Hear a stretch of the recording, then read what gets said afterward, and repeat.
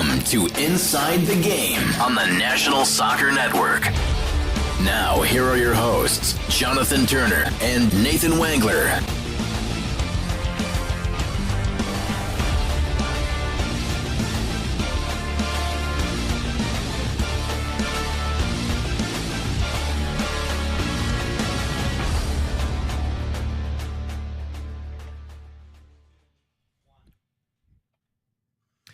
Good morning and welcome back to Inside the Game here on this Wednesday, November the 5th, number 184, just 16 away here from number 200. I'm Jonathan Turner alongside Nathan Wangler, our producer, Mr. Thanks Ryan for turning that Linsky. horn down, Ryan.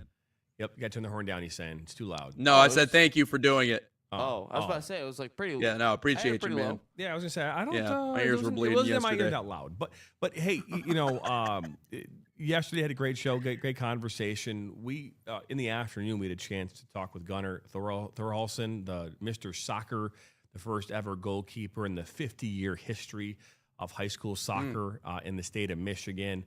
We had a great conversation. So if you have not watched that interview, it is available on YouTube, also available on our Roku channel. Check that out. We had a good 15-minute conversation talking about what it means to him, his support system, and so much more. So make sure you check that out. That's right, Mr. Soccer right there. And I do have to make an apology. We did spell Gunnar wrong. We did? Yep. Yeah, we did. And, I take full responsibility for that. Gunnar, I apologize. There is an A and not an E. In all honesty, his friend who reached out to me yesterday and said, hey, you spelled it wrong. I goes 50% of the time they spell it wrong. So I goes, we're in that 50% that spells it wrong, not the one that gets it right. But either way, we do apologize. But we had a blast having that exclusive interview yesterday. His first interview that he had after receiving word that he was in fact Mr. Soccer. So exciting times for him. Check out that whole thing. So for me this week, on Monday, I had a chance to call, the women's basketball game, their season opener, official season opener, on Monday against Clear University, and some pretty cool things happening from that game. Right, we said 3,000 kids. Ryan, you were there for the first couple minutes of that game. A very interesting moment happened. Right in the third quarter. And our very own Matt Kibbe, who's done work for us, does work for Detroit Mercy, does work for Oakland, actually filling in for Kevin Beers, who is the normal PA public address announcer at Oak University.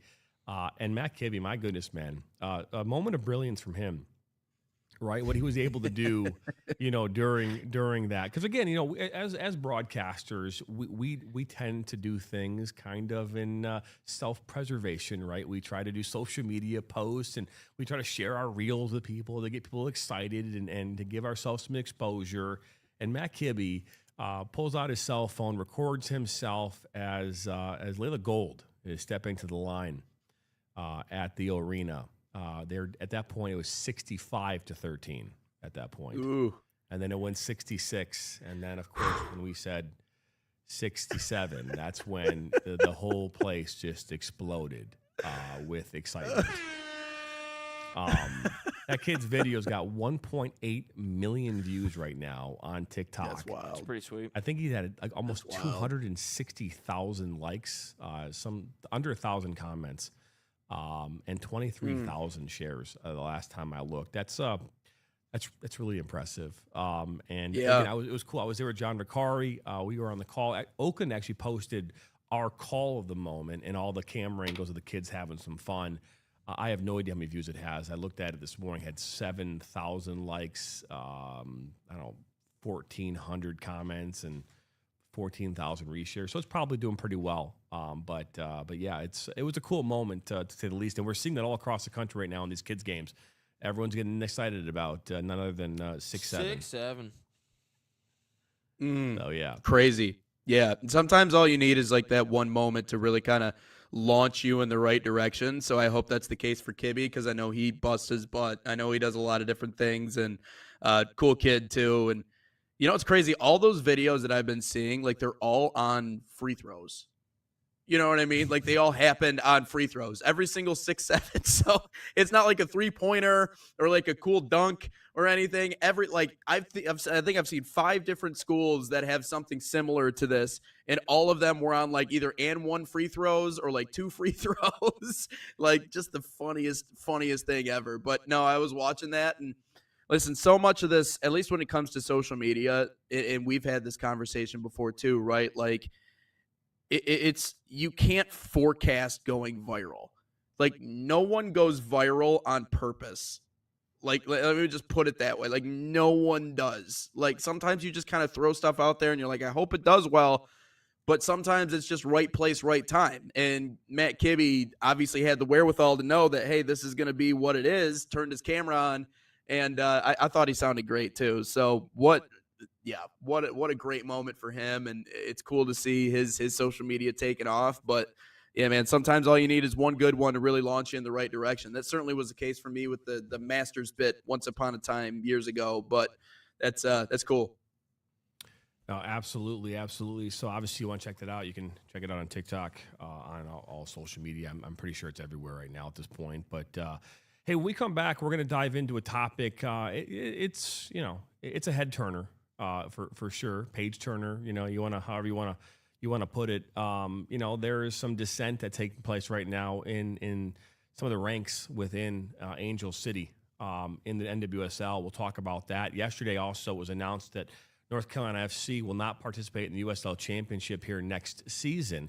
We'll talk about what that reason is all about. You're watching number 184 here this morning on Inside the Game.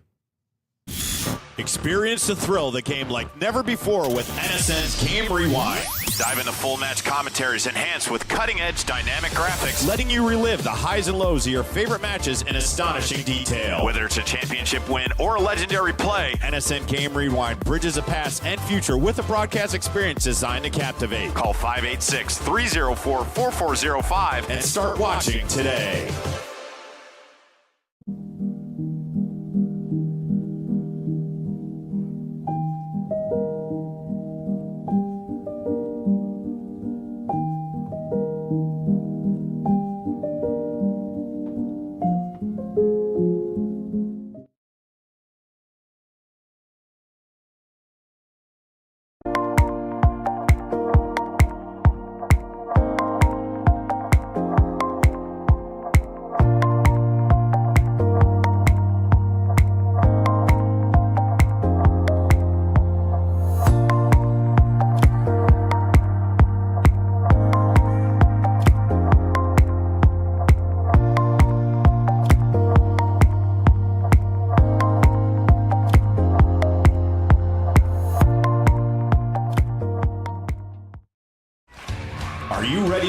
Unforgettable moments for your audience? NSN offers professional live streaming and full broadcast services tailored to your needs. From high-quality production to exceptional coverage, we ensure your game or event becomes a spectacle to remember. Book your next game with us today. Call 586-304-4405 to schedule your broadcast and let NSN bring the action to life like never before.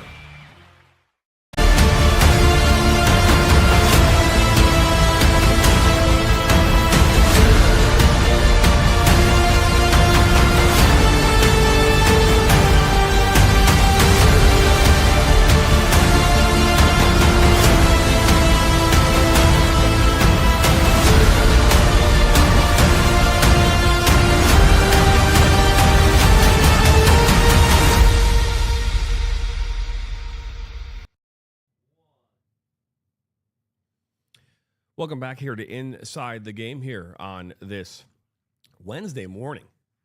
Number 184, Jonathan Turner alongside Nathan Wangler and Ryan Galinsky. And Ryan, I think that before, and Nathan, before we dive into this topic, I think it's important that one, this is a very polarizing type of a thing. I mean, in today's world, there's not like there's a lot of things where everyone's like on the same page about, but I think that there is a tremendous amount of polarization on this topic.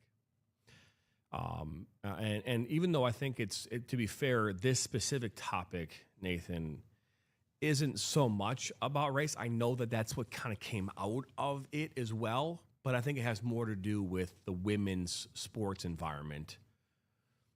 And I think trying to find their way. I think that's really kind of like the undertone of this. I know that the comments coming in from Angel City and their captains and their leadership are saying it's both. But I mean, it started with about gender and about identifying and about what is the right way to be able to determine, right? The players and whether they're male or female, and what part does the league have in determining that so that it's a level playing field. Let's start with the comments and Ryan. Let's start with what happened here. I think on Monday.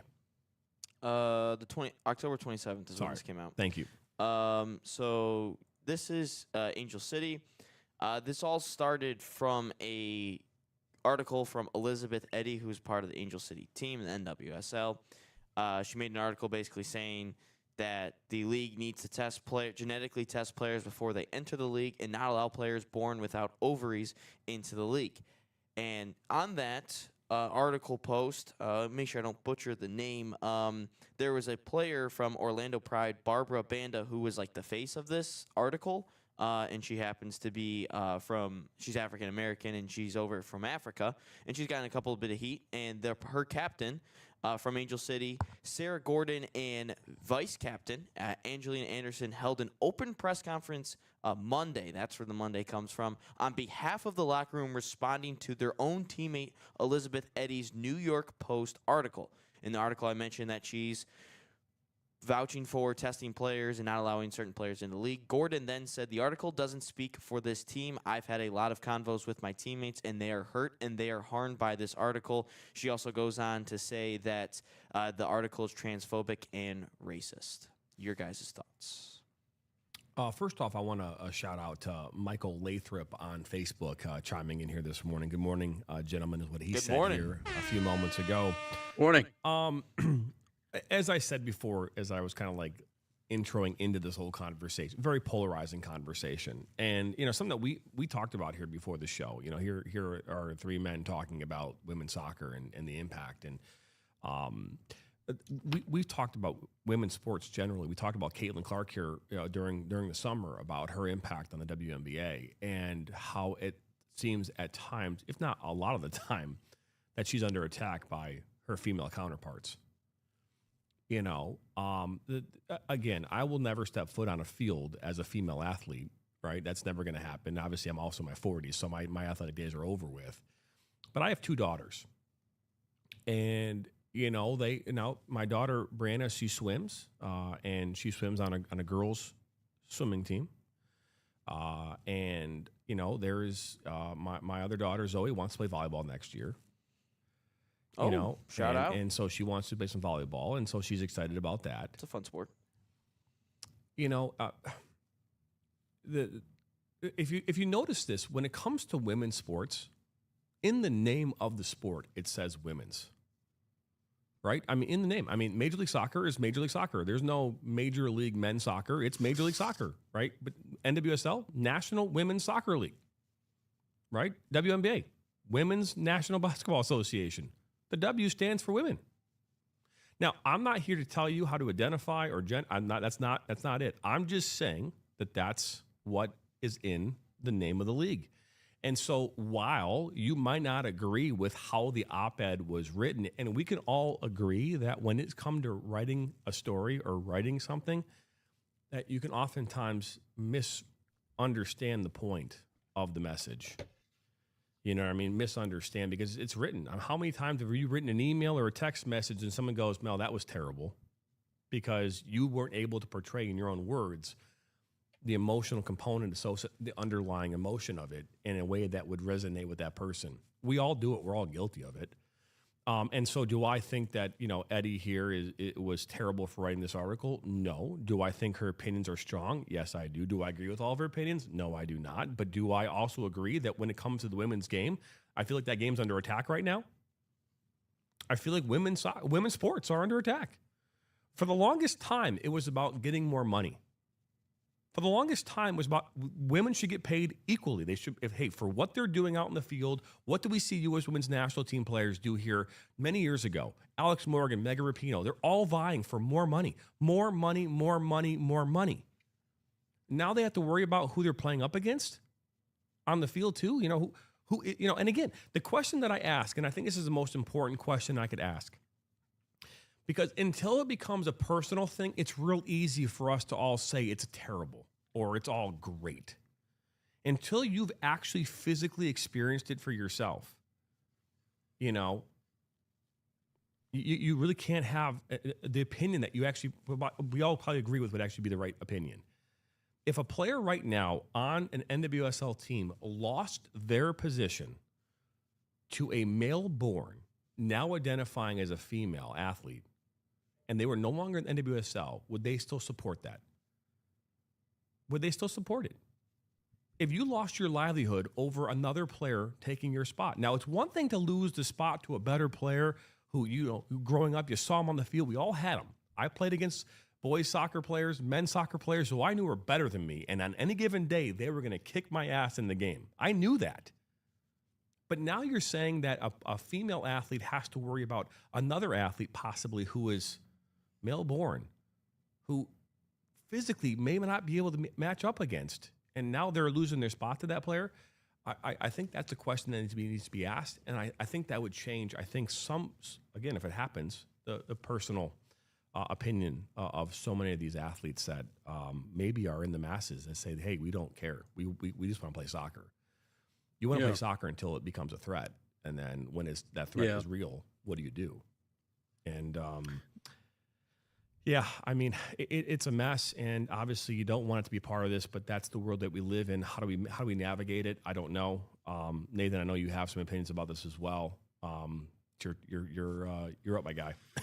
Yeah, I mean, the trouble of bringing up topics like these is that just the mere mention of something of the sort can be seen as hateful, especially in 2025 with the way that we have really these knee-jerk reactions to things without even really kind of reading into the context of what's being said. And I do think it's interesting because there is a portion, and I'm reading up on NBC's write-up of it, talking about how several of Elizabeth Eddy's teammates have approached her in private to show their support and show that they agree with what she's saying. And the reason being is because if those players go public, well, you guys, we know a thing or two because we work in the media and we understand what it is. We know what cancel culture is. And for someone like Elizabeth Eddy to obviously put herself on the front line of that is in a lot of ways, and I think she understands what she's getting into, is that she's potentially sacrificing her career in order to do this and in order to try and, what is in her mind, protect not only women's soccer, but women's sports. Now, again, I'm just speaking of this from her perspective, but merely mentioning things like this can be seen as offensive. And I think the NWSL in particular has played into that, right? So let's keep in mind, and I think it's good that we add context to what this story is. The reason why they're all rallying around the one player in Banda was because you have to go back, and I know we talked about this earlier, the 2022 Women's Africa Cup of Nations, right? She wasn't allowed to participate because of testosterone levels. Now, she was one of 4 players in the Zambian Football Association that were, deemed not fit to play, or maybe too fit to play, I guess, if you were, too much testosterone. But she was used as the cover image for this article. So I think that's where that misunderstanding came in. But what I find really interesting here, JT, and I said this earlier before we came on air, is that there used to be a measure in place in the NWSL when it came to this, right? Whether it be if you were born male and transitioned to female, or if your testosterone levels were too high, where they said they will only make requests to test for that stuff and try to figure out if there's some sort of advantage on the field, if it is, quote, reasonable and made in good faith. Now, I see that as, okay, that makes sense. If it's very clear that someone has a far and away advantage over everybody on the field, we see this in other sports. You know, if someone goes out and hits 4 home runs in a game and they're all tanks, you're probably going to be like, we need to go see if that guy's on PEDs. You know, like this is not normal what he's doing. So I have no issue with the policy in place going, hey, if we see something that's out of the ordinary, we're going to make sure that there isn't some sort of inherent advantage. The issue that I think Eddie is having comes into play here. That policy was dropped in 2022. There is no policy in place. There is no policy in place to ask. There's no policy in place to figure out what sort of advantage, whether it be testosterone, whether it be if you are a born male. And here's where it's problematic with me. And I know I have to walk a fine line here, but I just want to establish something because I think at least us three, we agree on something. If being born a male, right, genetically speaking, right, men are stronger than women, right? If you are born a male and you don't identify as such anymore, if that provides you an advantage on the field, maybe it does, maybe it doesn't, but let's just say hypothetically for our situation, it does, right? Because you were talking about a little bit earlier, how would you feel if you were personally affected by something like this? Let's assume that it does.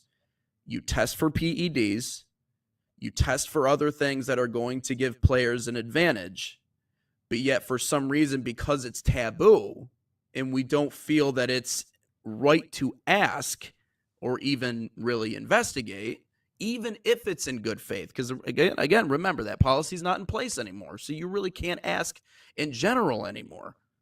How is it any different? You still have a physical advantage on the field of play, and that makes a difference in the game. Where do we draw the line? And I think that's what Eddie is trying to say. She's not trying to discriminate against any particular player. She's just saying, hey, where's the line when it comes to this? Because men's sports, to your point, JT, is not really threatened by these types of topics and conversations. That's why we don't, that's in a way, that's why we don't really talk about the men's game when it comes to these really hard talks, which I will admit it is hard. It's hard having these conversations because I don't want to offend anybody. I don't hate anybody. Whatever you want to do, you do. This is America. Like I honestly, genuinely, that's how I believe. And I'm very socially like that too.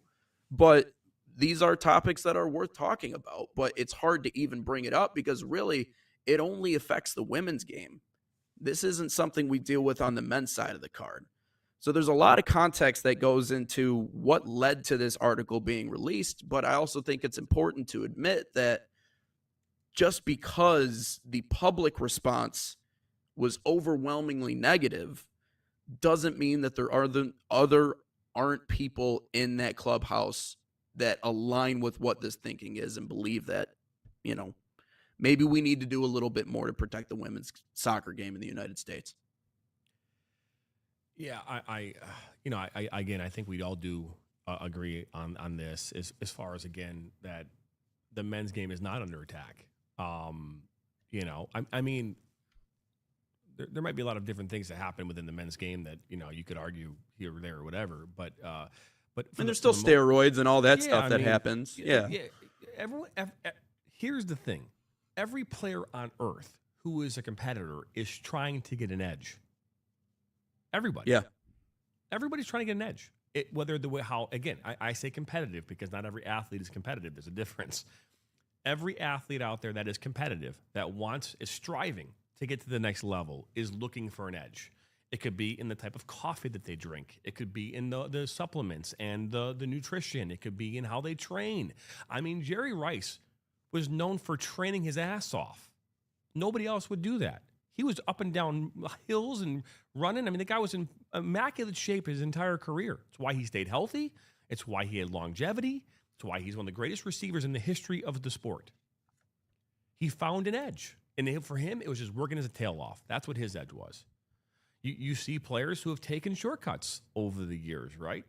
Where it was probably widely accepted under the radar, right? We've seen Lance Armstrong, who recovered from testicular cancer, right? Taking performance-enhancing drugs to give himself a chance to get back on the bike and do his thing.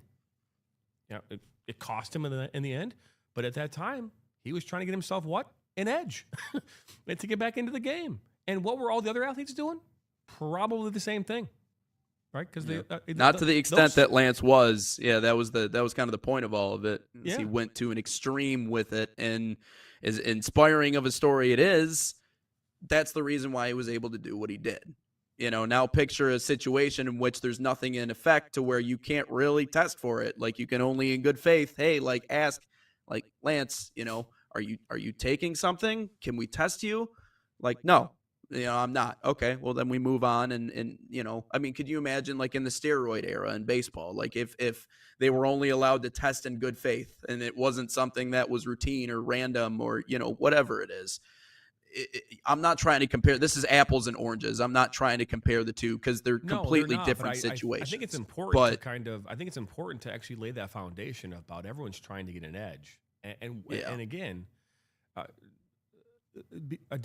being born a male and ultimately deciding that you want, that you identify as a female and making that unbelievably, I would imagine, difficult decision, and maybe in some cases very easy decision. I don't want to pretend to know the decision-making process.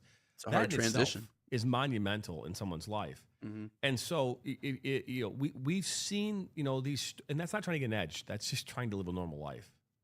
Whether you agree with it or not, you're trying to live a normal life in your eyes. And who am I to tell you or what you should do with your life? I mean, it's your life. If you feel that you need to do something, like go do it. It makes you feel happy. It makes you happy. That's all I care about as a human being. And I love everybody. I don't hate anybody.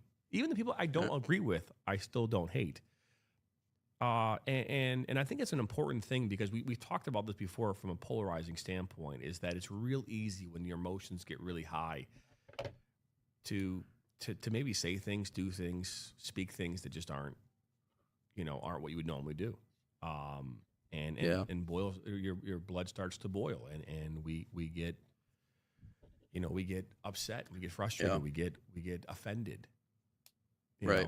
Well, in hate and immediately being defensive, I mean, all it does is it just shuts down conversation. Like, that's the really hard thing about mentioning something like this. And that's why we talk about it on a show like this, because it allows us the space and the time to actually get into what exactly it is and what could come of it. But that's really what's hardest about when you look at the public reaction from the team. Like, that doesn't promote dialogue inside of the clubhouse. That doesn't promote dialogue, inside of the league as to what we can do to change things. Because what I'm curious about is, again, like, what led to in 2022 that law, that rule being in place, again, only making requests reasonable, in good faith, all that. Like, what would lead to something like that not being the case anymore? That's my question. Well, because again, I mean, probably somebody raised a red flag and said, "Let's not do this anymore." No. I mean, there once upon a time, marijuana wasn't legal. Now it's legal. I can only imagine what that's like testing nowadays. I mean, I'm assuming the NFL had to stop testing for marijuana, right? I mean, NBA stopped testing. It's legal in almost every state, and it's legalized federally, if I'm not mistaken. And obviously, states have now distribution channels. So I mean, it's like that's changed the way we do things in sport as well. I mean, and so I think what the challenge is because I would probably argue, and again, let's be honest here, vast majority of women athletes are not going to be dealing with this. You know what I mean? It's a minority of players. And so, maybe that's it too. Well, we only have, maybe a handful of players in history that would even consider this. And so do we need to really create a policy? I mean, and if you create a policy, does that maybe create another? That might be it too. I mean. Yeah. And the other thing too is, like, it's worth noting that I don't think there's a single player in the NWSL, at least from researching this, that is outwardly trans. admittedly trans, right? So I'm I'm not saying you have to say that stuff. Your sexuality is your sexuality. No one is required to have to tell anybody that. Especially, I mean, if to say that there has to be a statute in place in order to tell people that, I think is maybe a little bit too far. However, that is worth noting because, again, we're raising this issue and we're talking about it, but we don't want to create hysteria. Like, that's what upsets me is when, and obviously we've seen this topic in sports media and in circles before, is when people take it to an extent to say, like, women's sports are being taken over. Like, we need to calm down with that stuff. Like, this is just simply something we are noticing in our societal shift that has certainly been happening over the last, decade, maybe a little bit longer than that. But that is what this conversation is about. The hysteria side we need to step away from, because that's just not true. And it is worth noting that nobody is admittedly that. And also, I want to say, like, just because you have elevated testosterone levels as a woman does not inherently give you an advantage on the pitch. Like, testosterone levels vary in men as well, believe it or not. Like, there are professional athletes that have very low testosterone levels that sometimes need to take supplements, or sometimes don't even know they have low T until they finally find out, I can't recover from injuries nearly as fast, or something else along those lines. Like, I don't tend to believe that simply because you have more testosterone that all of a sudden you're automatically that much better than everybody else on the field. It's just, it's the other side of, again, transitioning, but you don't have a single outward athlete. So is this something that's actually happening in the NWSL, or is this hearsay? That's what makes maybe this a little bit more Here's the confusing. thing too, right? And I think it's also important to put this in perspective. Elizabeth Eddy is not a star inside of the National Women's Soccer League. I think it's important to acknowledge that. Yeah. Right? She's not a starter. She played in 0 matches, I think, this season. She played in 87 matches in 3 seasons. In her 87 minutes. 87 minutes in 3 years. Okay? And so I think it's important to state that, because the psychological component of being a player who is not playing a lot is looking for excuses and reasons as to why they're not in the field. I mean, let's be honest. I mean, we all did it as athletes. Why am I not playing? Why am I not on the field? I should be out there, coach. Why am I not out there? Some throw tantrums. Gio Reyna. Right? I mean, like, some throw tantrums and have hissy fits. Others, and again, I'm not saying that what Eddy put down in the op-ed is a direct correlation to her not playing. But if you're threatened as an athlete and you're looking for reasons as to why you're not on the field, it's easy to start pointing to players who don't look like you, don't think like you, who aren't playing like you, and start to say, hey, maybe that's the reason why I'm not on the field right now. And I told you, it's a personal thing too, right? Until someone walks up to you and says, hey, you've lost your spot. Now, again, think about this, right? In soccer, I'm not sure how many NWSL teams are on, but my guess, I think, is around 14. Do we know how many teams there are, Ryan? I think it's 14. So let's just, so if there's 14, that's 14 goalkeepers. And there's 14 backups, right? So at any given time, 14. Yeah, 14 teams. So that's 14 backups too, right? So you got 28 players who are all fighting for one spot on a team on the field. And if, again, we talk about that. That's just like in football, quarterback. There's only one quarterback. You're not playing 3 quarterbacks in a game unless you're like the Jets. Yeah. Or the Browns. Unless you absolutely have to. Yeah, exactly. Right. So, right. So with that being said, you're fighting for that role. And again, there are other 10 players. I mean, interchangeable, but your center backs are typically center backs. So you have 2 of those. You're fighting for these positions. And again, if you're a backup goalkeeper, what are you trying to do? First off, you're hoping and praying that something happens that puts you on the field. It could be the other goalkeeper got 6 goals scored on them, an injury, a red card. I mean, you name it. You're looking for you want, because once you're on that field, it's your time, it's your chance.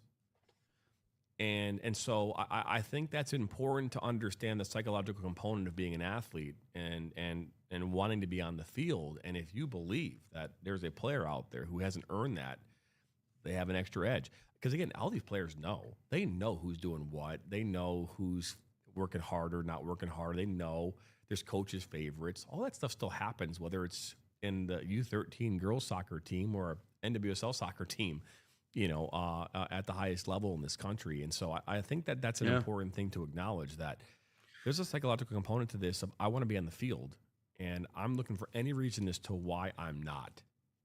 And this, to be fair, other side of this has some signs of that. Yeah, well, the other side of this is too, and I'm just playing devil's advocate and just having a conversation on the other side here. It also might show that because she has her degree, she could probably get a really good, nice paying job if she wasn't playing anymore. Not that she wants to be out of the game, but there's not as much pressure to do something like this, to go to these lengths, to go to the media, to do those things if you're not a star player. If I'm a star player in this situation, I'm not going to the media and saying these things. I'm not putting my career, I'm not putting what I have going for me and the potential that I have and where I'm going. I'm not putting all of that on the shelf to bring up something like this to the media, even if I do passionately believe in whatever the message is. I'm not taking a step forward and saying these things unless, again, as you were talking about earlier, it directly affects you. Then maybe you're willing to do something like that. But I also think that that's something else that's worth considering is she's been around. You talked about what she's had 3 championships as a sub. Yeah, she's been in the league for a little bit. But that's still an impressive resume. And like I'm saying, she's probably towards the tail end of her career. But all I'm saying, JT, is if I'm a star player, I'm not going to these lengths to talk about these things.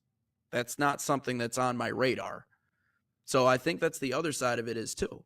Well, okay, then the argument, would this rise to the same? And again, I know that the NFL and NWSL, they're not in the same realm, right? We saw what Colin Kaepernick did with taking a knee during the game, during national anthem, right, making a stance. That completely ruined his career.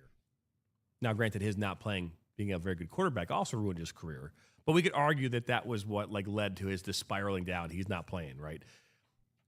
You've got this. Now, this is not in a game, but to be fair, this is probably way more, I guess, out there on the New York Post, right? So this is the same kind of thing. You're making this post, this statement about the league in which you play in, and doing it very publicly. Does it rise to that same kind of level? I don't really see her being a part of this organization for much longer. I think something like this could easily, you talk about rolling a grenade out into the middle of a room. That's just kind of what this article is. And so, yeah, but I think I said this to begin, what we were talking about with this conversation. I think she understood what the risks were. I don't think she went in unknowing of what this could potentially do, not only to her career or whatever else along those lines. I think she knew. I think she embraced it. And so does it lead to bad stuff for her? Yeah. I don't really see her being a part of the league much longer. And also because of what she hasn't really done over the last 3 years. Not to dog on someone, and she's been a part of the team. That's pretty cool. But I do see this not working out, at least for her in this club. And who knows? I hope it doesn't actually force this club to go into free fall, because something like this could really mix up a locker room for sure. But I think she's top of the list in that regard. Well, and then it begs the question, right? If you're there's 2 ways to go about change. One is internally, right? And so, is there a mention in the article, Ryan, about her reaching out to the NWSL prior to this article, and this was like her last hope? No, there's nothing. I don't think she's ever reached out to the league. That's another thing, right? It's like we live in this world too now where you don't kind of follow, like you go to your coach. Hey, coach, I have some concerns. Hey, general manager, I have some concerns. How do you think I should approach this? Hey, league commissioner, I want to get in your ear. I want to talk. Hey, let's talk to the player association. There's a way in which you should do things if you're trying to affect change. I mean, what happened with Riley Gaines in swimming, right? We saw what happened there, right? And that was a very personal thing for her, you know, facing off against in a swimming pool, right? And having that, and then having the locker room interaction, right? You know, it was a very public thing for her, so she made it more public.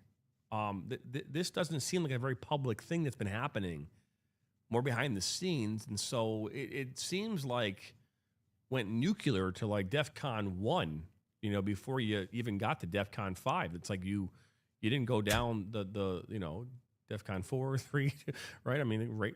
I think that's how it goes, right? You're ridiculous. Nuclear, you know. Yeah. 1, 2, 3, 4, 5. Maybe how I don't know how they do it. I just watched that movie, The House of Dynamite, on Netflix, by the way, which totally confuses the shit out of me. So that's probably, but I think it goes like 1, 2, 3, 4, 5. But anyways, whatever. We didn't go the DEFCON route here, Eddie. Mm-hmm. Is that right, Ryan? Did she? Yeah. Sorry, I was muted. I was just reading a little bit more at the moment. She also added Eddie, that is, added that she's cool with people wanting to disagree with her. She's and her teammates especially. She said she still loves her teammates and is supportive of them having their own opinion. She also said after the fact that she heard from current players who agree with my points but are too fearful to speak up. And she thinks that the NWSL needs to maintain its identity and momentum. But she is 34, so I don't think she's going to be in the league much longer regardless. But yeah, I mean, hey. Well, there's one way. There's a right way and a wrong way to do your swan song. This might not be the right way. I mean, like Christine Press just retired, right? She's went out and scored a goal here this weekend, right? And and her last game, and you know, had her swan song. I mean, that's the way to do it. Here's the thing. I think whether you agree with her or not, and again, I could look at this article and say there's some things I agree with, and I can also agree with Gordon and Angel City. I can look at both, you know. And do I think that Eddie picked the photo? No, I think the New York Post picked the photo because the New York Post wants readers, and readers come when they see an article that is controversial. So I absolutely think that this was done on purpose, you know. And so you know, but with that being said. It's really difficult to. Oh, yep, we all know you're right, but no one's gonna want to hop on board with you because of how you did it. There's a right way and a wrong way to do something, right? Whether you said it or not, and how you put it, this was the wrong way to go about it. If you're trying to affect change, this is not the right way to go about it. I think there's better ways, and internally and talking with team. Again, maybe the team too, right? If you think about this, if the team was all in tune. If they all agree, like this is one of those things where like when U.S. women's national team wanted higher pay, they all got together as a group and said, let's go do this. Let's go do this. And they went and did it. You know? Yeah, but you're never going to get everybody to rally together about something like this. Like equal pay is one thing, but something like this and how taboo this is. And keeping the field level for women to play, you think that for most of them would want to be on board with that.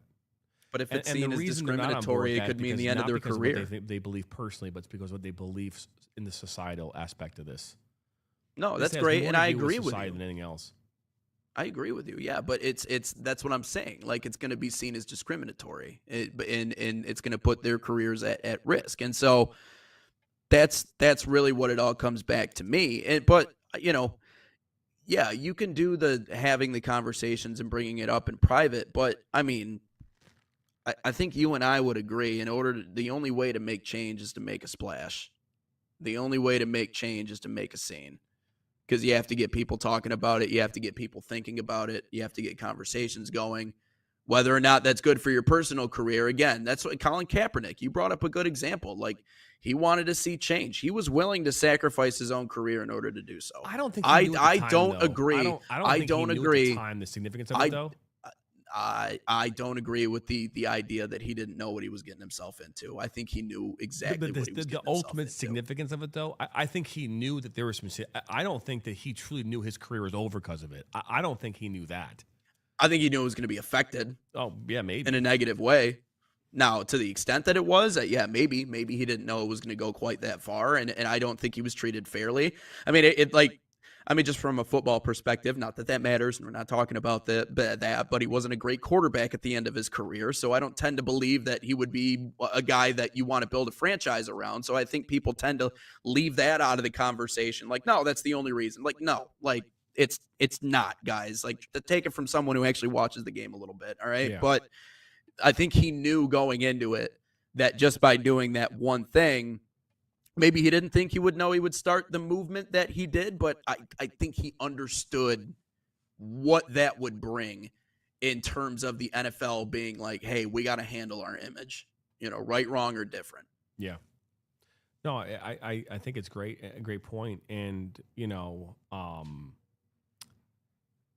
I think making a splash in today's world, I'm not saying you shouldn't have to do it, but if I look at making a splash, we could all agree that with what Kaepernick did when he did it, there was and there still is a divide in regards to the racial component of our country, right?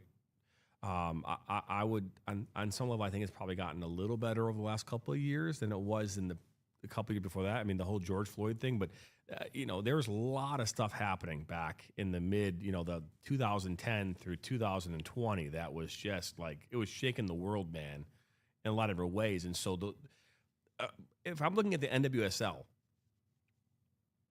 I don't know of any players or any situations right now that would require such a splash.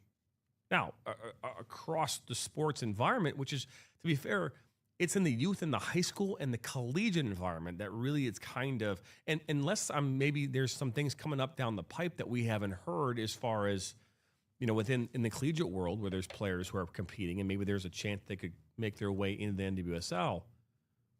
I don't know if there was enough happening where you're all like, oh my gosh, like this is a problem. We need to make a difference like right now to raise the red flag and say, let's go. That's where my thoughts at is that if you're making a splash, I get it. I mean, if you're looking at it like equal pay, if all the players in the WSL, just like we've been seeing in the WNBA, where every player has been talking about pay, every player, you see it in T-shirts, it's everywhere. The whole league is well aware that there's a problem with pay, and they've been talking about them getting a raise, and so that's going to happen obviously after this season because there's been this uprise about it. A splash has happened, and it was a league-wide splash. There was a significant issue with pay in the WNBA. We could all agree that that was a thing. Where is the significant issue in the NWSL where we have to raise this, have to make a splash? I mean, I don't see this being a systemic issue. This seems to be more isolated. And I think, again, if you're trying to make change for the entire league, you go in and say, hey, this is an issue that's probably going to affect a few players. Probably a good idea to maybe have something in place in case we have players that come in, make sure that we're good. Don't know what that looks like. Maybe start a panel. I don't know. It doesn't seem like that was the case. It's like we just went into we went nuclear.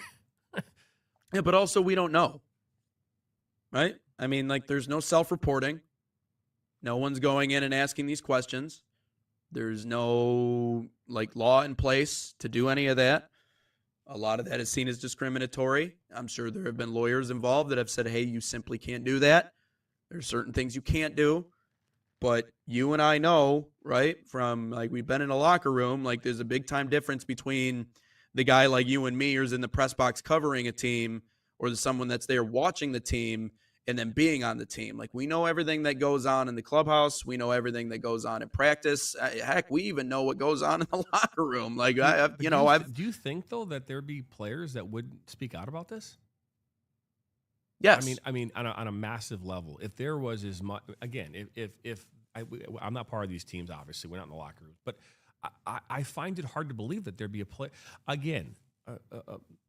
It's hard that to speak wouldn't. Out. It's hard to speak out. It's hard to do that. You're putting yourself in a tremendous spot, right? I get that. And so, do I think that there's a problem within the NWSL where there aren't? I mean, there's this situation. I guess I don't know. But clearly, Eddie thinks there's an issue, and that's why she raised the red flag. It's going to cost her. And if she's the martyr in all this, I guess is that the word to use, right? If she's the one who's willing to take the the hit? Is she become the martyr? I mean, is Colin Kaepernick a martyr? I mean, it takes one, right? He started doing it. Other people started doing it. I just covered a soccer game recently, just this last weekend or 2 weekends ago, where someone kneeled for the national anthem. I mean, this is it started with him, and obviously it built to something much larger than him. Now, I don't think her plan is to be a martyr. I don't think that's what her plan is. But if you're asking me if would players be afraid to speak out about something like this, absolutely. 100% they would, and I understand why they would. So I wouldn't go as far as to be like she's putting herself on this altar as in like I am the sacrificial lamb for this big movement. I think that what she's doing is she's just trying to bring up something that maybe that she's seeing. Because again, if it's not just because there's nothing on record that shows that this is specifically happening, doesn't mean it's not happening. And again, with other teammates coming up to her and confirming what she has said, and I tend to believe that there's no such thing as she's the only person who sees these things and agrees with these things in that locker room. Like there's no way she's not. I don't believe that she's paranoid. I don't believe that she's losing her cookies. I do think that there might be some validity to what she's saying, and if other people are confirming it, well, even if that's just simply anecdotal, that tells me something. Because you're not going to get the entire clubhouse minus her that's like, no, this is wrong, this isn't happening. It's kind of a don't see, don't tell type of situation. And again, unless it affects you directly, it's tough to speak up about those things. I don't think her goal was to be a martyr. I think her goal was to just be like, hey, just because it's not in the media, just because the people watching don't really understand or they don't see what happens behind the scenes, doesn't mean maybe some of these things aren't happening. And the troubled spot is not now where it's like, okay, you have isolated examples of this happening or that happening.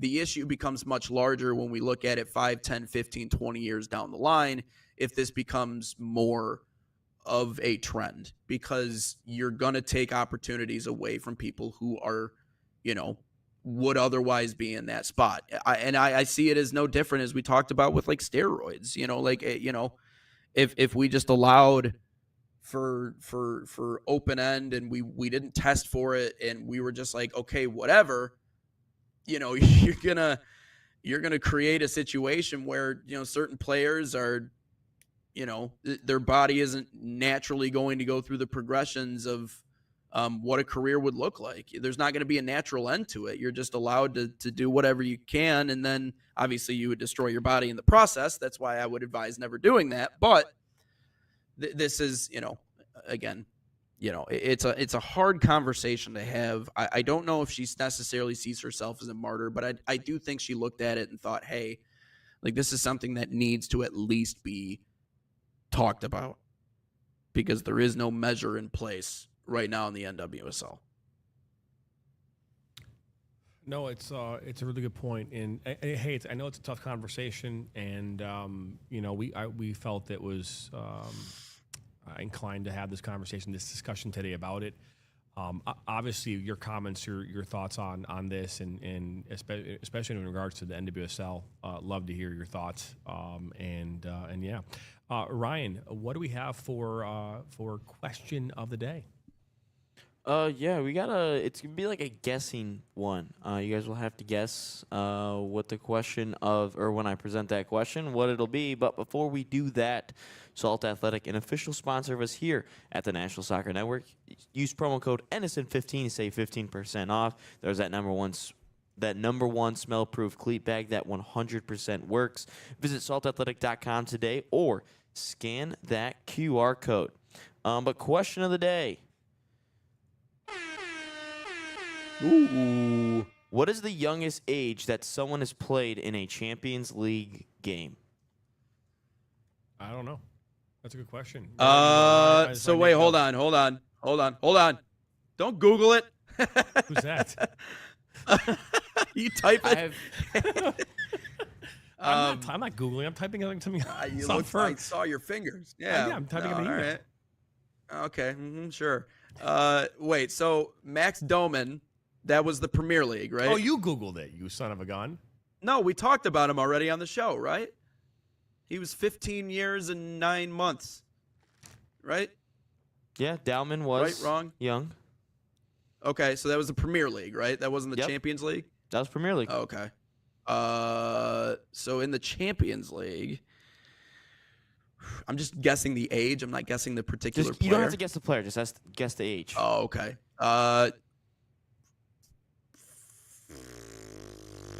14? 14. Is that your guess? Yeah. That's extremely young. Yeah. That's, I'm just going to that's, say 15.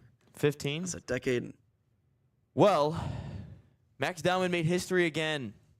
He is now the youngest player to play in the Champions League game ever. 15 years and 308 days. He played 18 minutes yesterday with a 6.6 FOTMA rating. So Max Dowman continues to make history. Also, it's also worth noting Arsenal had a ton of injuries and they weren't playing a very good team, so they gave him the start. At one point yesterday, there was 4 teenagers on the field all at one time. Oh my So God. yeah, Max Dowman continues to impress. But yeah, no, he has the Premier League record and the Champions League record all within like 2 or 3 months of each other, because I think that game was back in August against Leeds. But yeah, there's your question of the day presented by Salt Athletic. Oh, wait, Meg Jack I just hopped in on swore TikTok, I by the way, just saw- FYI. Hi, Mick Check. How are you doing?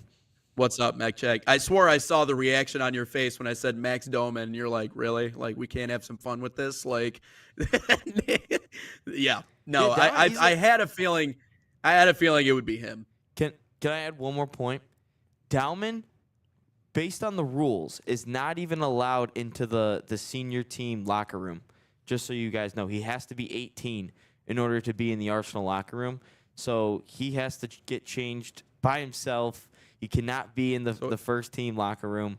That's why he comes off as a bench player. So he's not even allowed for another 2 years, just over 2 years until he's allowed on the or in the locker room.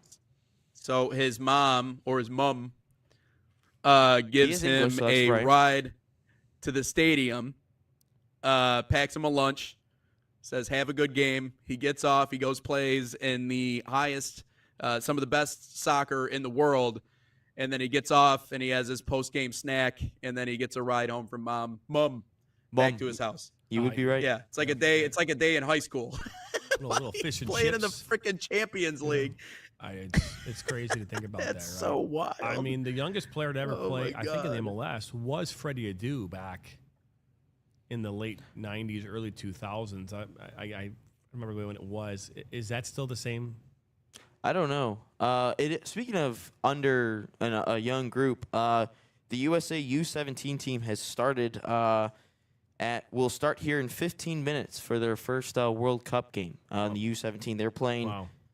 Burkina Faso. I've never heard of that country. Oh, by the way, the youngest player to ever play was Kevin Sullivan, and 14 That makes years sense. That makes sense. old. It was on July 17th, 2024. So That does make sense. Who? We got like 2 minutes to kill here. Does anyone have any like fun story or something funny? I was that just going to say happened? this. Y'all wanted to during do the rock, basketball paper, game, scissors? we talked about this yesterday, not on the show, but we talked about it, I think, off the air. We talked about musical chairs taking place. And maybe I did talk about it on the show. Did we talk about how We talked about it pre-show. We never talked about it actually on yeah, the show. but musical chairs was happening during halftime in the game on Monday, and Spartan alumni was the one who ended up winning.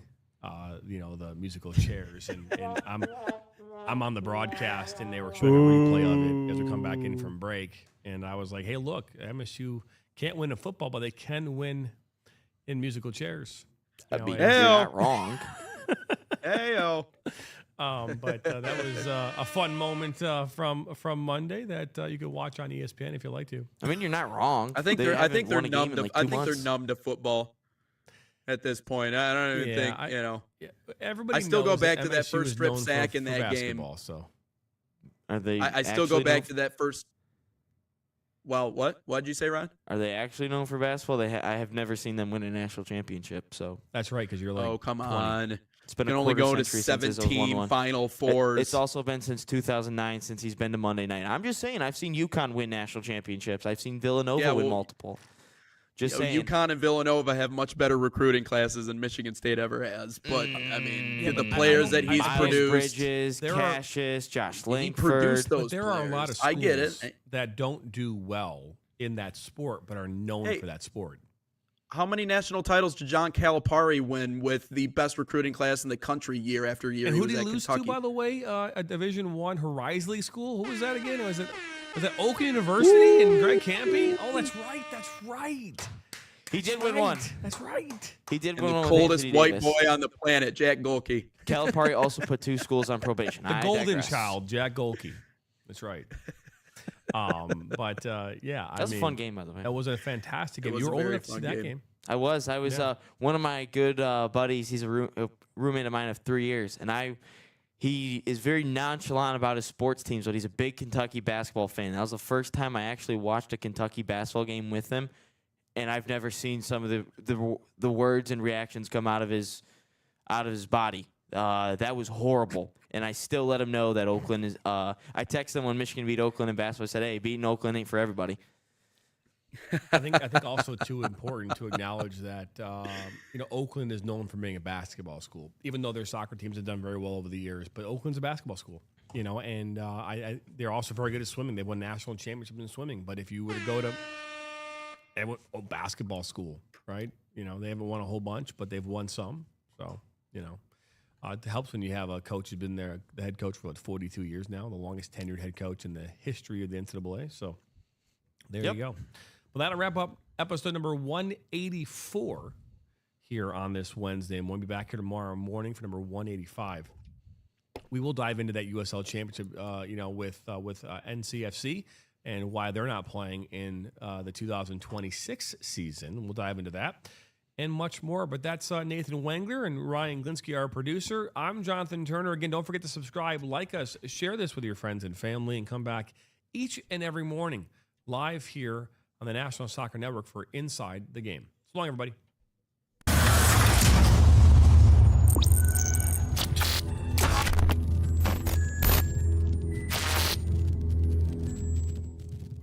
From the biggest matches to the hottest takes, Jonathan Turner and Nathan Wengler bring you the stories, the analysis, and the edge you won't get anywhere else.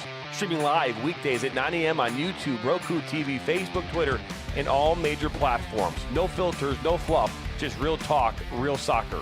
This is Inside the Game.